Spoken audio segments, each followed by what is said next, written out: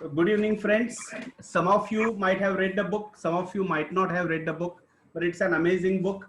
I'm talking about this book, Factfulness by Hans Rosling.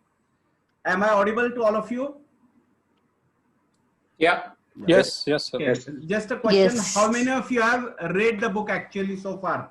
How many of you have read this book? Just show of hands. Okay, some 4-5 of you have read the book, and others maybe in the process of reading that. And those who haven't read, have you gone through the quiz that I had sent on the group yesterday or on various Yes. groups yesterday? Okay, you have gone Yes, through that quiz. Yes, Okay. I did, sir. Yeah. Okay.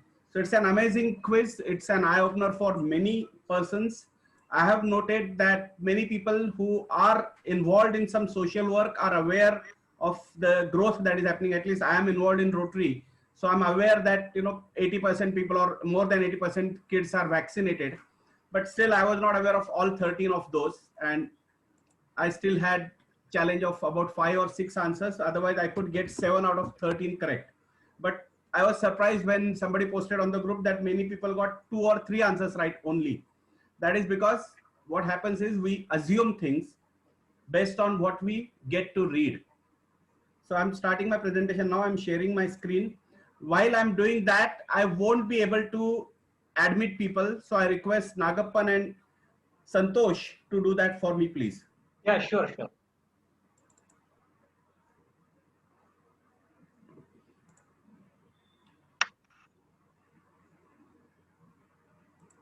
Prasad, please record your presentation. I am doing that.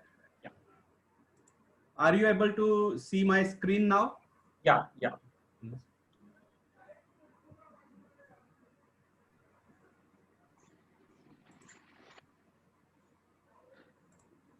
Okay, so there is the book called Factfulness by Hans Rosling, along with his son Ola and daughter-in-law Anna Rosling.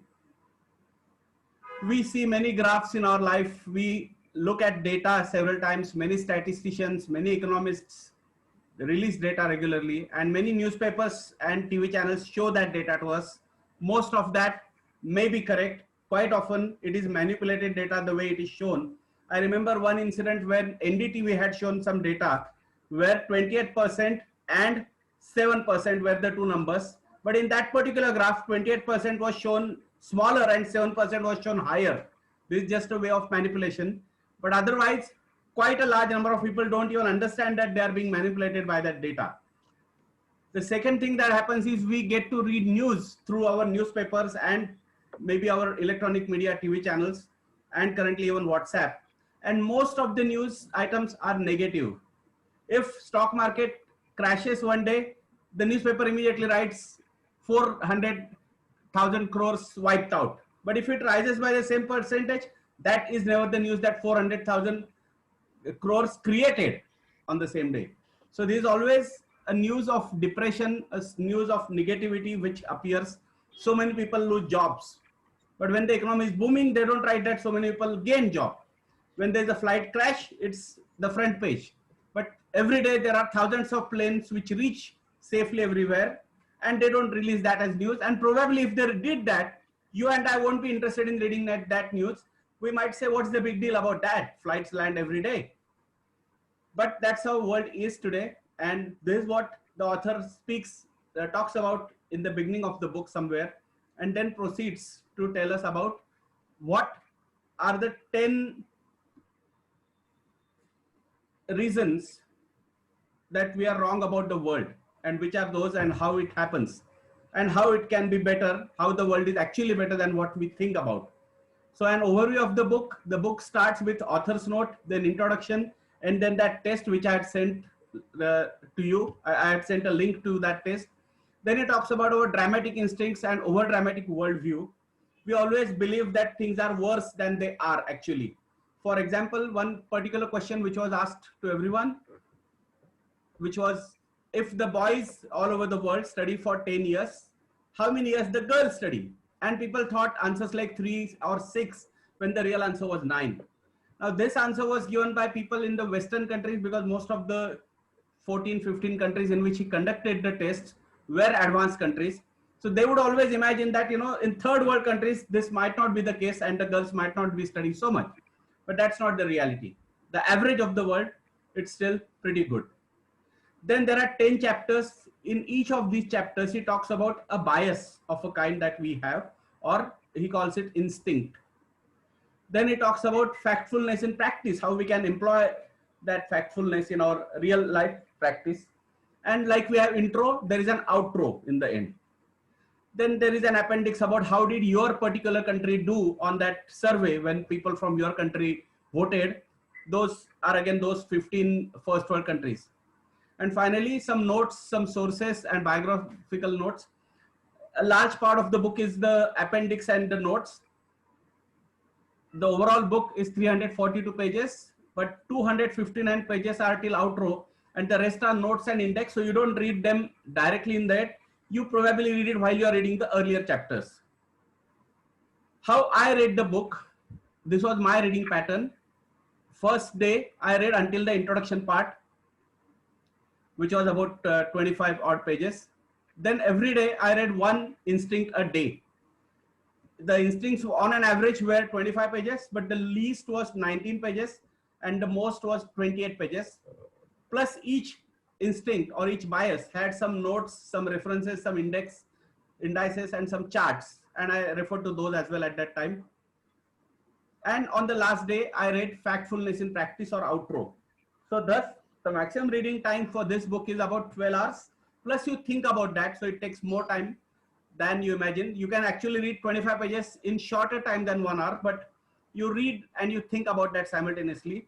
Plus you ponder about that after your reading is over. So typically I would say you will need about 12 hours, and I would request you to spread it over 12 days, not just read. This is not a book to be read in one day. It's not a novel. It's a book to be absorbed slowly.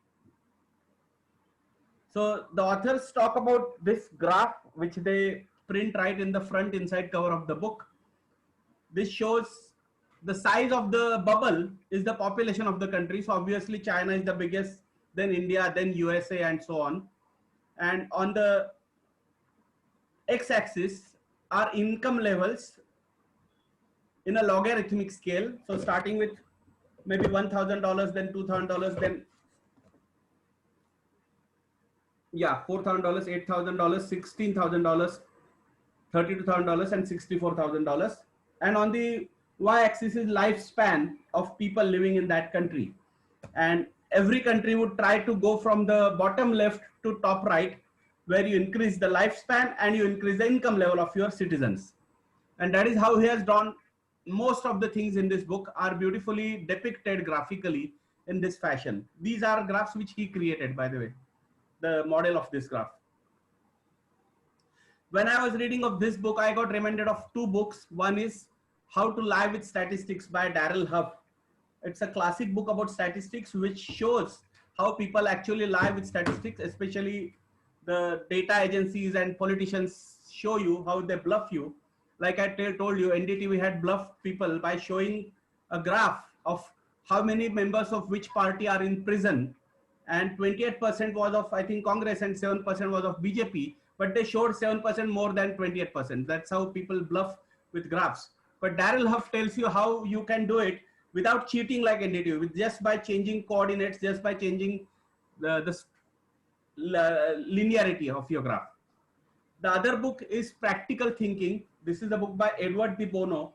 This book talks about 4 ways to be right, 5 ways to be wrong, and then it also talks about 5 ways to understand. And in this book as well, there are some biases which are covered.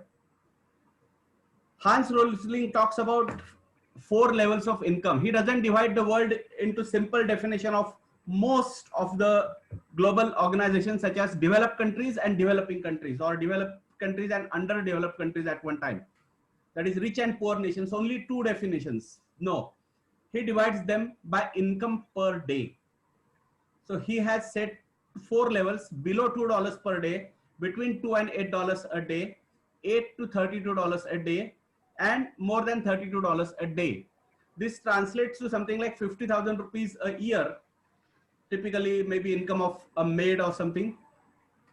50,000 to 2 lakh rupees a year, 2 lakh to 9 lakh rupees a year and 9 lakh rupees onwards per year. Probably, he says, if you have purchased this book, you already fall in the 4th level, and which most of us are. And here he compares people from these groups across nations, and he finds similarities in that. So those who are in the highest bracket of $32 per day and above typically have similar habits, they buy similar goods, and those who are in the lower bracket typically buy similar things. For example, he says toothbrush, those who are earning, he calls them level 1, level 2, level 3 and level 4. So level 1 people use just fingers to brush their teeth.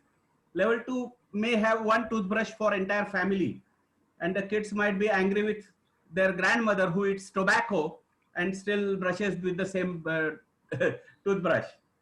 And then the third level where everyone gets a separate brush, and the fourth level where the brushes are modified to have a vibrator in it and so on.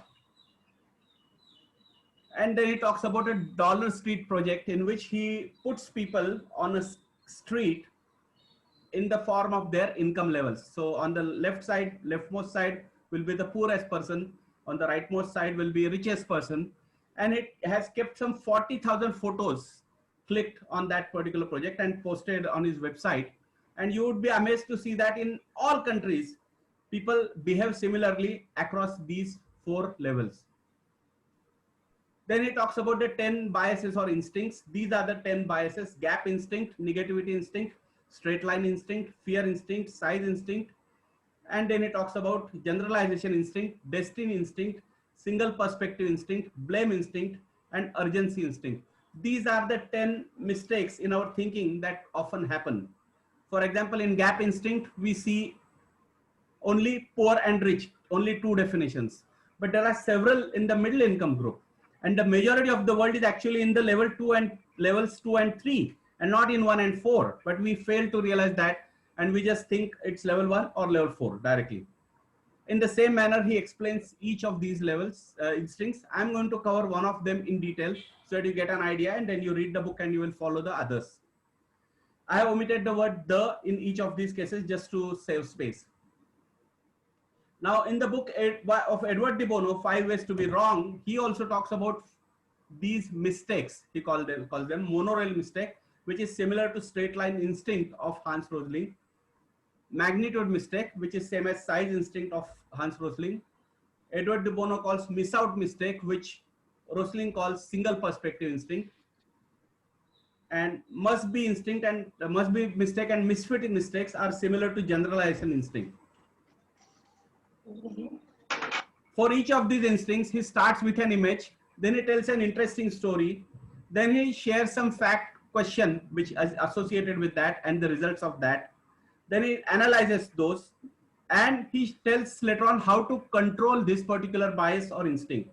Then he shares some personal anecdotes wherever he had such anecdotes. And finally, he summarizes everything with completion of the image. What is completion of the image? I'll show you in a while. For example, I have chosen to talk about generalization instinct because I have observed this quite often everywhere.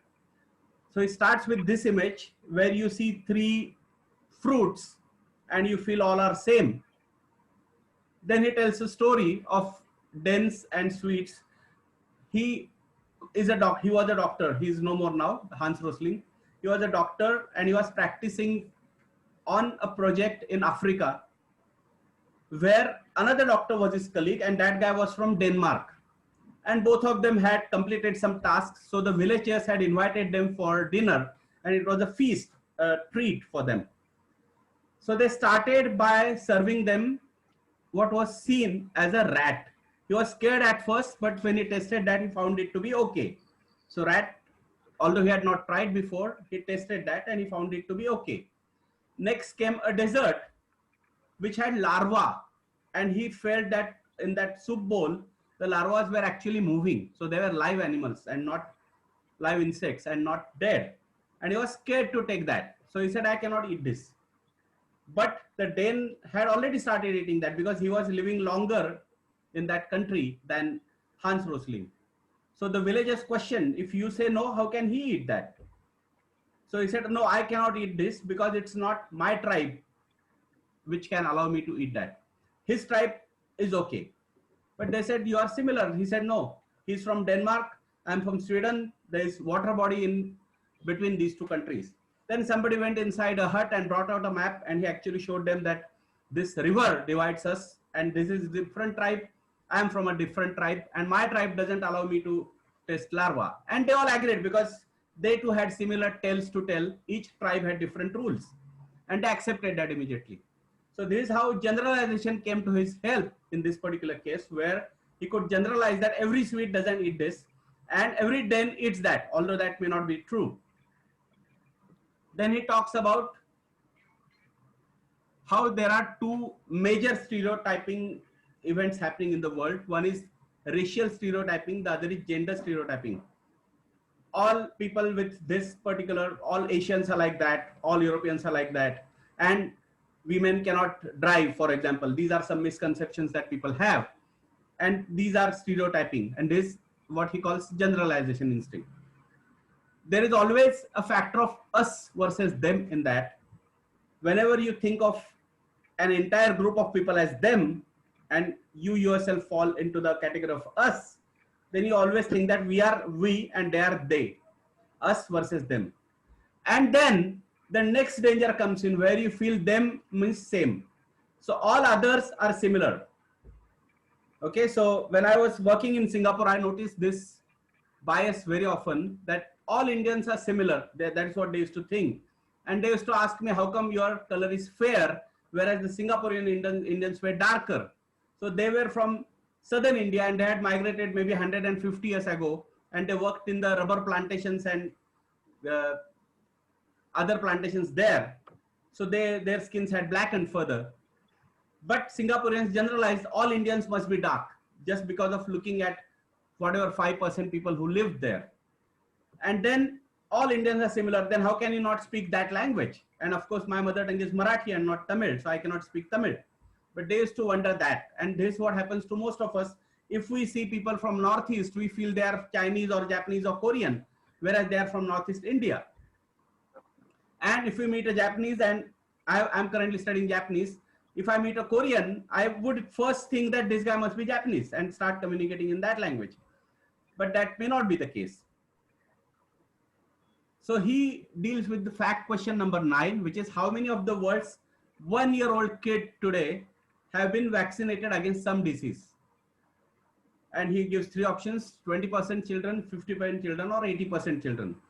And surprisingly, most of the people he asked this question to gave answer of 20% or 50%. And the correct answer was 80%. Since I am in Rotary, we deal with vaccination of polio, pulse polio campaign. So I was aware of this, but many people might not be aware, and you would think that, hey, the world is unsafe and there must be a lot of kids who are still exposed to diseases because they are not vaccinated. But that may not be true. Then it talks about how there is an infrastructure necessary in vaccines reaching the kids all over the world. There is an entire cold chain. For example, you have a refrigerated container through which the vaccines reach from the manufacturing country to the end country where they are to be used. Then from the port, they go in a refrigerated truck, or the entire refrigerated container goes from the port to inner cities. And then they reach the primary healthcare unit, local bodies, where they are again kept in the refrigerator, and then they are used for the kids. Now for this, you require an immense amount of infrastructure. You require good transport facilities in your country. You need electrification. You need education of the staff which are handling this. The truck driver must know that he should not switch off the refrigeration at any time. And if there is a problem, he should call somebody. Otherwise, he should reach the place faster. And then there is electrification required. The power mustn't fail. The refrigeration mustn't fail. And then healthcare in the end, where the primary healthcare people who receive this deal with this in a proper manner. Now, if you look at these 4 factors, transport, electrification, education, and healthcare, they're exactly those factors which are required for a country to be industrialized. So for factories, you require similar infrastructure.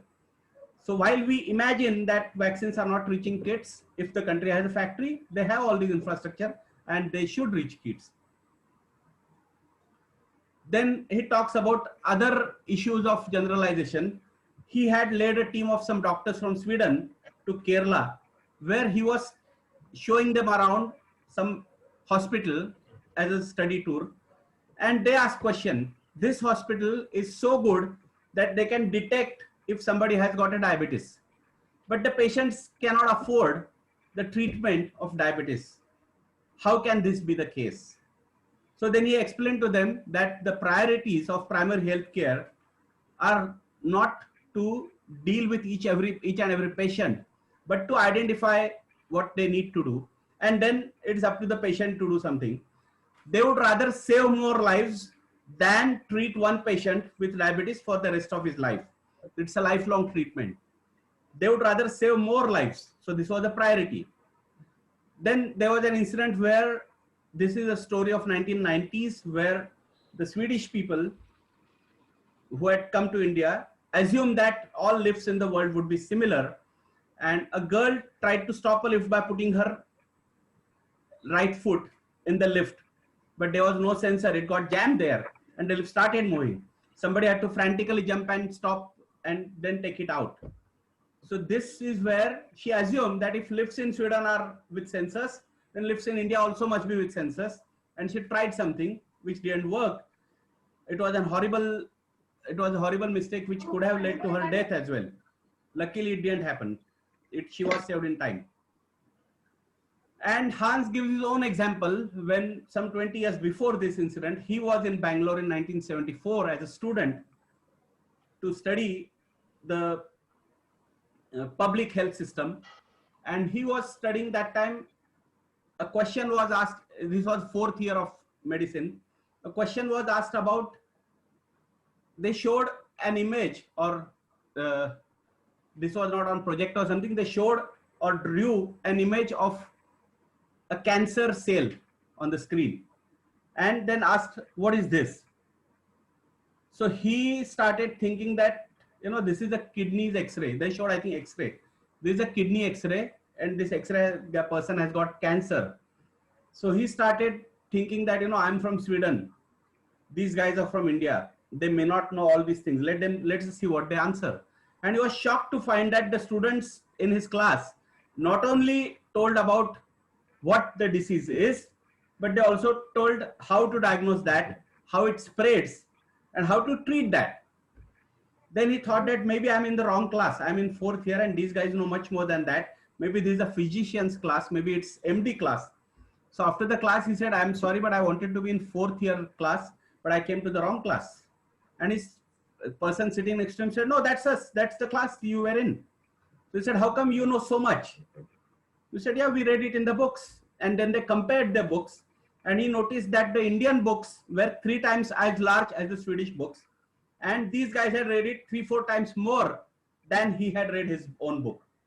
So he said that day I realized that just because I'm from a richer country doesn't mean that my understanding of medicine or healthcare would be better than the doctors in poorer country. And looking at these doctors, he made a statement that time itself that Western world will not dominate the world for a long time. Soon the other countries would take over. Now, how to control this particular instinct? And he talks about one very simple trick, which is to travel. If you keep traveling, you would be not having such biases and you would be cured of that automatically because you would see the differences. Then he shares why Google doesn't work every time. For example, if you type the word beds, it shows you only beds in level 4 income group. They immediately show the prices below that as well. You type stoves, gas stoves. Google immediately shows you gas stoves starting from maybe 5,000 rupees, 3,000 rupees upward. Again, level 4 group, not for level 1 or 2 or 3. Maybe Google might be thinking that level 1 people won't have a phone or computer to check such things. So those who are surfing must be people with higher income and they would show them higher income group. And their advertisers must be also from higher income group. And level 1 people anyway don't buy beds. They just use whatever is available in nature and they don't buy stuff. They just use whatever is available in nature, such as sticks and stones, and burn them and cook food. So this is what he says: bed and stove, only level 4 images are seen. So how to control this instinct? First, he says look for differences within groups and similarities across groups. Even within group there will be differences, and even within across different groups there might be similarities.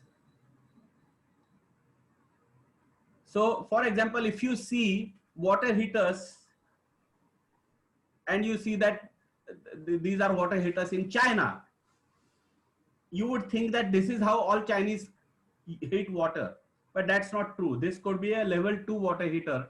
That means a person with income group between $2 to $8 a day might be using that particular gas stove, and then that could be across the world. So this will be not necessarily only China. Even Indian person in that age group, income group, would be using similar material to heat water, and an African also would be using similar water heater.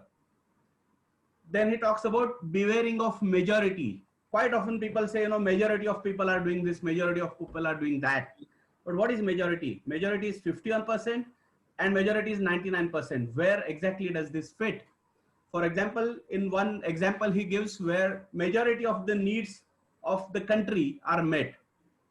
So again, when you compare that, when majority's needs are met, in France it was 96%, while in Angola it was 63%. Huge difference. Okay, Angola still a lot of work needs to be done. Then be aware of exceptional examples. So all chemicals are bad, but currently we are using soaps and sanitizers, and they are also chemicals. They are not bad. Then assume that you are not normal, and assume that others are not idiots. I'll give an example. I was teaching a group of students in Riga in Latvia, where there was some issue about something happening in Asia, particularly China and India, and they said something, and they laughed, and they said, how can this be the case, and so on. So I told him, look, the particular custom you're talking about might be ridiculed by people in your country, okay, but 1 billion people cannot be stupid. If 1 billion people are doing that, there is a rationale behind that, and that is why they are continuing to do that. So don't assume that others are idiots. So here he gives example of Tunisian homes. He found out that in Tunisia, there are several homes which are incomplete like this. You will see some rods here, you will see here, and you will see some half constructed wall here. There is some cement lying around here, and so on. So you would feel, why are these people such a poor planners? Why are they poor in planning? Has their builder run away somewhere? No. Actually, you would think so because of your own orientation in your country. But in reality, that may not be the case. By the way, this I checked with a builder friend of mine, and he said even in India, in northern states, such as Haryana and UP, the villagers do this exactly as they're shown here. And why do they do that? They are not poor planners. They are actually smart folks. A, they don't have access to banking or loans, so they cannot get loans to construct home. Second is, if they have money at home, they have a worry of theft or the money losing value because of inflation.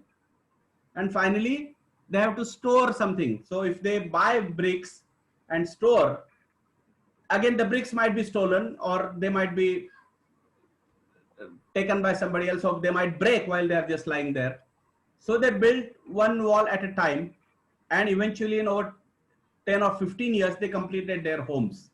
So Tunisians, you may feel, are poor planners. Actually they are smarter folks. They manage their resources so well that without loans, without worrying about theft and inflation, they purchased bricks whenever they could, and they constructed home immediately, or part of a wall immediately when they purchased those bricks. And that is why you see image like this, which is a half wall and something like that in the first picture. Now, how to control this instinct? One more way is to avoid generalization from one group to another.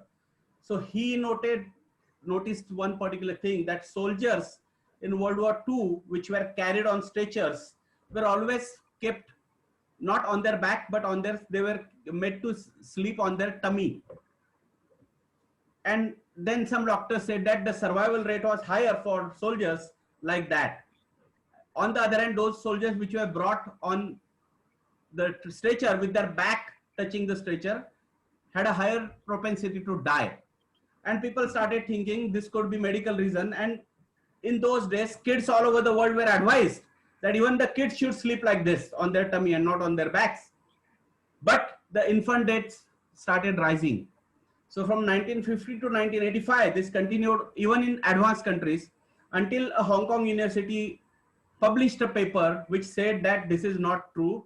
What works for soldiers was a different reason. That was that they had some, they were vomiting at times.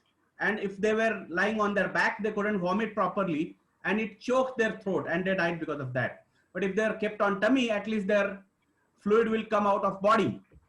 For kids, that's not the case. Kids who are sleeping on their back can easily turn to one side and vomit if they had to vomit. They didn't need to worry about the getting choked. On the other hand, if they were put on tummies, they couldn't easily turn on side because as kids, they were still infants.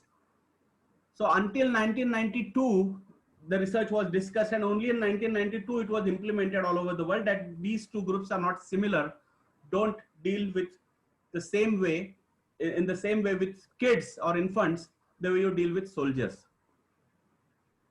Now, since many of you are Toastmasters here, we always prefer what is known as a CRC approach, where we comment upon the good parts of the book, and the book is excellent really. Then you recommend what could be improved, and despite the greatness of the book, I would say it's 99% perfect. Still, you have to find some way where you can tell them how it can be improved. So I found two situations here. One very good part on the part of the author is he talks about even pandemics in these books, and he says only that can derail the world's continuous growth, which is very good on his part. But he doesn't take into account data fudging in third world countries. So especially Asia and Africa, there are many countries which don't release the correct data, and he relies too much on the data released by United Nations and other agencies of UN, World Bank and IMF and so on. So he has to take into account that there could be data fudging in some countries. I believe he has also taken care of purchasing power parity when he made those four groups. So while it could be $1, $2, $4, $8 for some countries, for India it could be different numbers, not exactly multiplied by 75. And the graph that he gives on front inside cover, page 1 and 2, this particular graph, on the x-axis he has mentioned the income levels as $1,000, $2,000, $4,000 and so on. But on the y-axis he has not mentioned the number of years. So while it talks of age, looking at the graph, you don't know whether it is 50 years, 60 years, 70 years, 80 years. It's not written anywhere. So this is one area which can be corrected. He kept saying, correct me wherever you find anything wrong in this book and let us know, we'll rectify that. And his graphs on his website are always updated. So that completes my presentation about this book. There was a question asked by one person on our group already some time back, and I would take that question first and then we'll move ahead. I'll just open that particular question.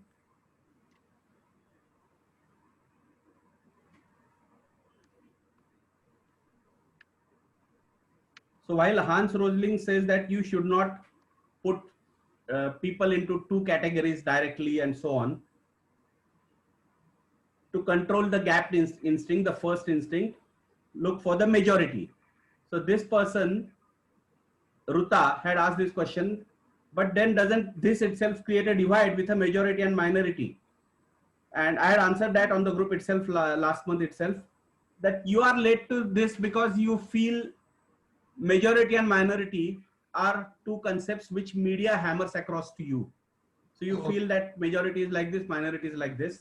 But the author here, from statistical point of view, thinks of majority is where most objects on a graph lie, and minority is where there are outliers on either side, away from the chunk. So I gave an example that imagine that you have ordered some pastries for your birthday. Imagine that this is not year 2020, maybe 2017, 18 or 19, or maybe 2025 or 26, where you ordered 30 pastries because you were expecting 12 guests, but 14 arrive and plus you makes it 15. And a friend just starts a game who eats more pastries, and people start eating, and he notes down numbers eaten by each person. And after dinner, so most are full, so people still consume one in most cases. So 4 persons each, one each, 7 of them eat two each, two others eat four each, and 4 pastries are left. And he uses this data to order cakes for his own birthday, which is coming next month. And he plots them on a graph.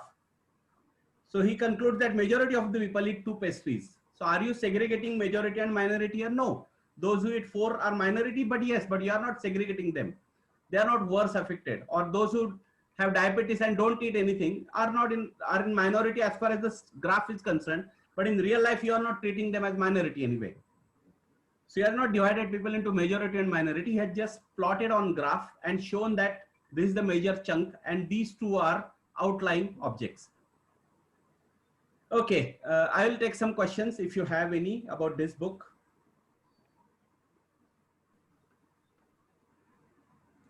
You can type your question if it is a large question, or you can ask by unmuting yourself. Yeah, Prasad, Ranjit here.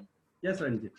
So I was quite impressed by the fact that he around, so this book was I think published in 2016 or 17, but he was able to predict among the 5 global risks. The first one was the global pandemic, and looking back, I think it was he could fulfill this event.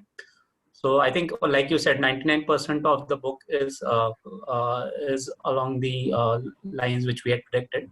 But he is also very optimistic about, or he was very optimistic about the fact that the world will move towards globalization. But looking at the events of past 2-3 years, I think we are moving more towards anti-globalization.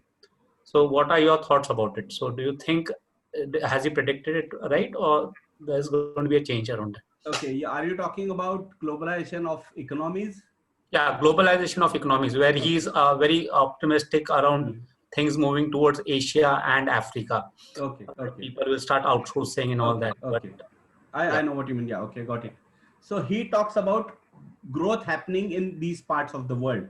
For example, he says that if you are a manufacturer of some equipment for currently you are selling in first world countries, then don't keep on improvising that only for the level 4 group, which normally we target. For example, if you want to sell, he has given example of sanitary pads for women. So he says they keep modifying that, how to make it thinner, how to make it good for even a bikini and so on. Whereas in second, level 2 and level 3 and level 4, women need basic equipment, which will be cheap. It cannot be expensive. But the companies don't focus on that. They keep on focusing on expensive goods. And that is where he says that the world's focus should shift from Europe to Asia and Africa, where there is a large group of people trying to jump from level 1 to level 2, level 2 to level 3, and level 3 to level 4. And this is where economic growth will happen because of that. If you have noticed, last 30 years, 40 years in India, I didn't have a phone at my home until 1990s, okay? And most of my friends didn't have phones. But in 1990s, everyone had a phone. And in 2000, when I purchased a mobile phone, very few of my friends had mobile phones. And people didn't call each other on mobile phone because it cost so much at that time, even for incoming calls. And today you find that everyone has mobile phone, not just one, but 2 or 3. And the data is cheap. So haven't things improved in this particular area? Similarly, cars and two-wheelers, everyone has purchased. So India has grown. And in the same way, Africa has grown, Asia in general has grown. And he talks about economic focus shifting to these countries because there is a larger consumer market here. And that is what will lead. If you focus on level 1 and 2 and 3, you will get more business out of them because there are more people on this planet in that area. Now he talks about globalization in terms of economic activity, which will be useful for these segments. But he warns about pandemic. So if the last 1 year you're talking about, then things have changed. People don't fly out currently because international flights are banned and all that because of pandemic. But he had said in this book that only a pandemic can cause disruption in the continuous growth. For example, at one time until 1950s, an average lady gave birth to 6 children, and suddenly it became 2.5 after that, after World War II and so on. And many factors led to that. As ladies studied more, their education levels went up. They realized that you cannot bring up so many kids at one time. So they produced less number of kids. They used methods of having less children. And because of that, they could take care of those children. They survived. The infant mortality went down and the kids lived longer. And they became healthy kids and they produced more economic output later on and so on. So that is how the world has changed in the last 200 years by continuous growth. So whatever was the number of infant mortality at one time, you see that it is reducing constantly. And since Europe and America and Japan have already reached level 4 long time back, and they're stationary now, so the growth will happen in Asia and Africa, and that is what he talks about. And I'm optimistic of that as well. This will, irrespective of COVID and whatever happening, after 2 years, 3 years, whenever COVID is controlled, the economic activity again will be booming in Asia and Africa.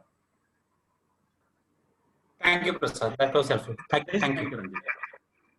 There is question by Sadanand Konchandi. Yes, Do you Sadanand. feel the logarithmic scale instead of the linear scale in graphs can mislead one? Would the Okay. linear scale be better in giving a true picture of difference in data? When you have something like, $1 income and $1.50 income and $2 income, at that level, that additional $1 makes a big difference. Okay, so it is still logarithmic I'm talking about. But when you earn $64 a day, $65 or $66 doesn't make any difference to you. Additional income of $1 or $2 a day doesn't make much of a difference in your lifestyle.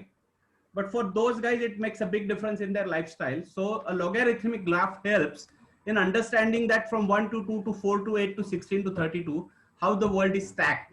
And if you have known about Pareto's law, 80-20, this applies across each of these income groups. Even within income level 1, you would find that 80% or 20% applies even there. And level 2, again, it applies there. Level 4, it applies there as well. We have billionaires and we have millionaires and we have others. So even there, the graphs are normally plotted in this fashion. And talking about graphs, I would like to show you something interesting, which is about Cuba. Later on, if time permits, we'll do that. We'll take other questions first and then we'll go to Cuba.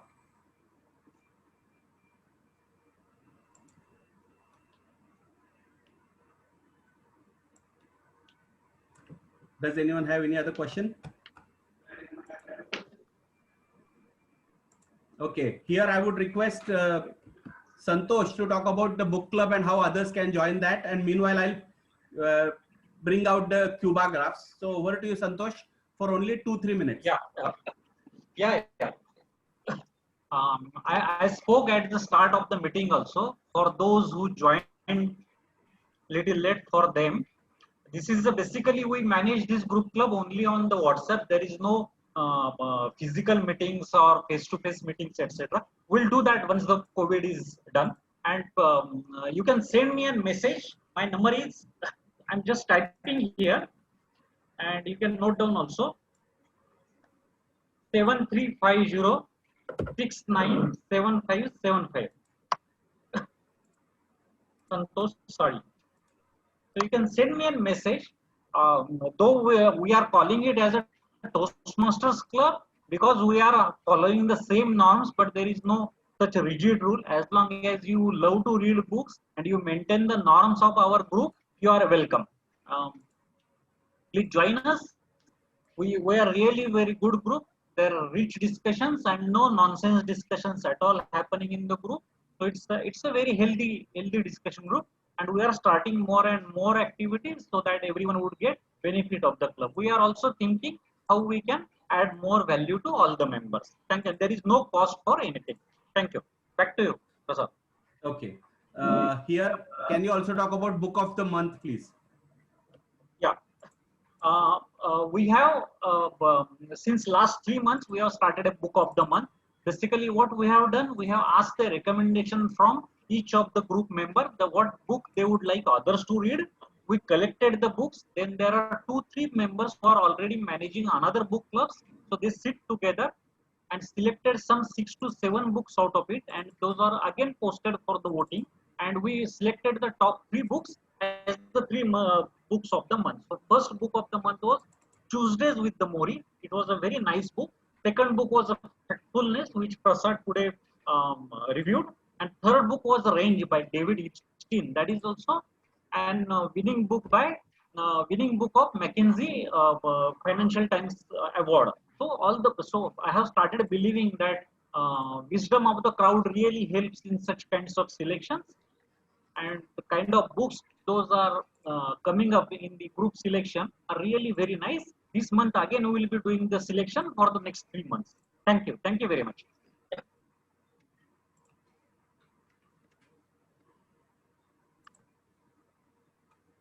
Yeah, back to you, Prasad. Yeah, just give me a sec.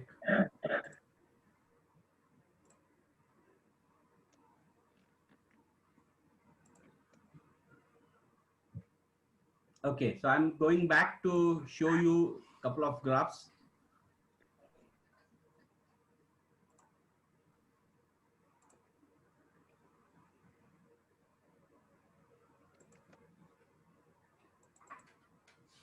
Are you able to see the graph again?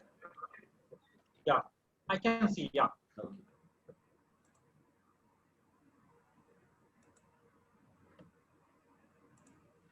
Okay, so here is an interesting anecdote where he went to Cuba, which was under the dictatorship of Fidel Castro at that time. And Cuba lies here on this graph, okay? This is the graph of income versus life expectancy, so healthy and rich people. So Cuba found that they are located somewhere here on this graph. And they said, we are the healthiest of the poor.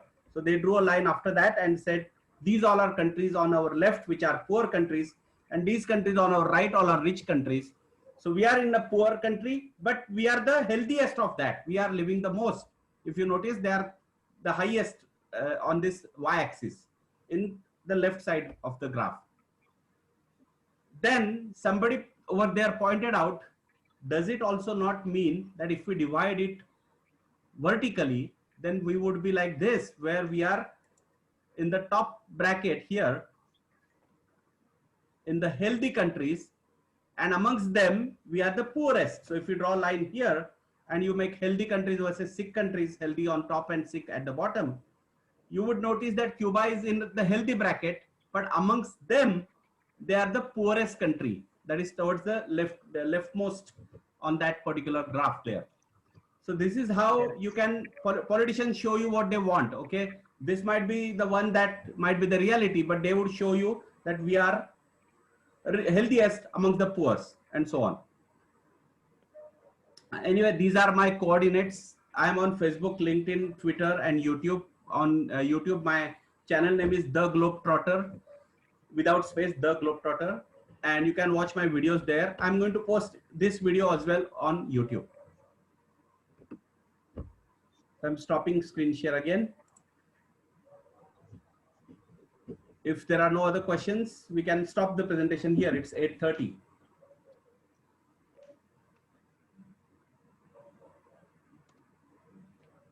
So there is somebody who has written, please add me.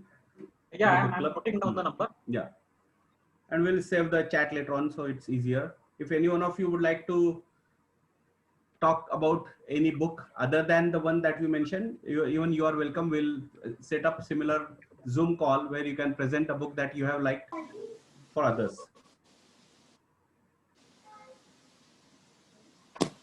Yeah, I'm reading currently Thinking Fast and Slow. Daniel Kahneman. Yeah, Daniel Kahneman, Nobel laureate's book. It is also rated as one of the best books. So probably we will also organize a similar review For that. meeting sometime. Yeah. Okay. Any comment from anyone or feedback for me about the review? Yeah, Prasad, this was an excellent experience of a book review. I have sent a request for adding me to the WhatsApp group. Okay. And tomorrow, as I mentioned it to you, tomorrow I'll read the book. I'll get the book and read it. Great. Thanks. Prasad, Pramod here. So thank you so much for, first of all, inviting to attend this session. very interesting. Thanks a lot, and I'll be pleased to have on this group. Thank you so much. Thanks. Very interesting. By the way, when you are on the group, don't post things other than books on that. Okay, it's not a typical format. No, not at all. I understand. Yeah. Yes. And the other thing is, I had mentioned in the poster or message which I forwarded to many Toastmasters that you will find 12 topics for speeches. And what are those 12 topics in this book? First 10 topics are obviously those 10 biases or instincts which you find. So when you are giving speeches, you can choose one speech at a time and give a speech about that, and how the world has this particular bias of size, or bias of generalization, bias of single line thinking, and so on and so on. That is one. Then you talk about the review of the book, and then you talk about factfulness in action, or practicalness of factfulness, and how it enriches your life in every way, and so on. And you can talk about any other particular stories and enhance that and make it a story out of that in a storytelling manual. That is how you can benefit as a Toastmaster. For those who are in Rotary and are present here, it helps us to know that whatever we are doing for the world is actually benefiting the world, because Rotary spends a lot of money and Rotarians spend a lot of time and energy on pulse polio campaign, because we want to eradicate that from the world. And here we notice that when you do that, actually it's bringing fruits to the people. This is actually happening. So if you read this book, every Rotarian should read this book and feel happy that whatever efforts we are putting in for the world are actually benefiting the world. So this is the takeaway for Rotarians. And for other book lovers, every person with analytical mind, such as a doctor or engineer or any person with analytical mind, should read this book so that you are not biased when you are dealing with others in future. Okay, with that, I think we will end the session. If you have any comments to make, we will keep this group open for 5-10 minutes, but the meeting can be adjourned first and we can have informal chat. So the meeting is adjourned. We can have informal chat and people will leave one by one, and then we will finish the recording. I'll stop the recording actually now. Thank you, Prasad.